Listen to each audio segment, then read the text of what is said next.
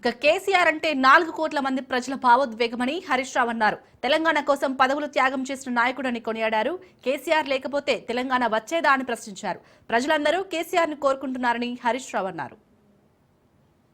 అది కేసీఆర్ గారి మొండి పట్టుదల, ధైర్యం, ఆయన పోరాటం వల్ల ఇవాళ తెలంగాణ వచ్చింది. నవంబర్ 29, 2009 ఇది ఇవాళ ఫిబ్రవరి 17 మనకి ఎంత ముఖ్యమో నవంబర్ 29 కూడా చరిత్ర పుటల్లో అంతే ముఖ్యమైన దినం.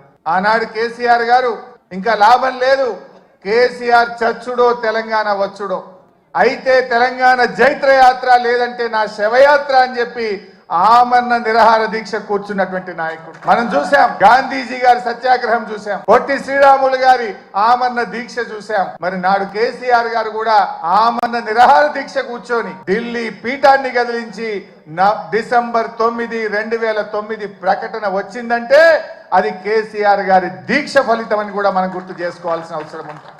నిజంగా ఆయన ఆ రోజు దీక్ష పూనుకోకపోతే ఇవాళ తెలంగాణ ప్రకటన వచ్చేదా? ఎవడెవడో ఏదో మాట్లాడుతున్నాడు.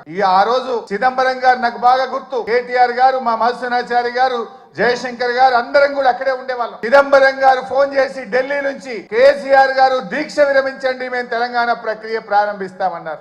మీ మాటలకు మేము మోసపోం, మీరు స్పష్టంగా ఢిల్లీ నుంచి తెలంగాణ రాష్ట్ర ఏర్పాటు ప్రక్రియ ప్రారంభిస్తున్నామని స్పష్టమైన ప్రకటన కేంద్ర ప్రభుత్వం నుంచి చెప్తే తప్ప నా దీక్ష విరమించను అని చెప్పి కేసీఆర్ గారు చెప్పింది. అప్పటికి 11 రోజులైంది. మనిషి ఆ మంచం మీద నుంచి ఒక్కొక్కసారి వణుకుతో దాదాపు హాఫ్ ఫీట్ ఎగురుతా ఉండే బాడీ, తన కంట్రోల్లో తాను లేదు.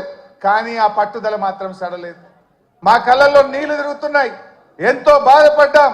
కానీ ఆయన మాత్రం కేంద్ర ప్రభుత్వం తరఫున రాష్ట్ర ఏర్పాటు ప్రక్రియ ప్రారంభమైందంటేనే దీక్ష విరమిస్తా అన్నాడు. గదే చిదంబరం గారు ఢిల్లీ నుంచి అనౌన్స్ చేసింది.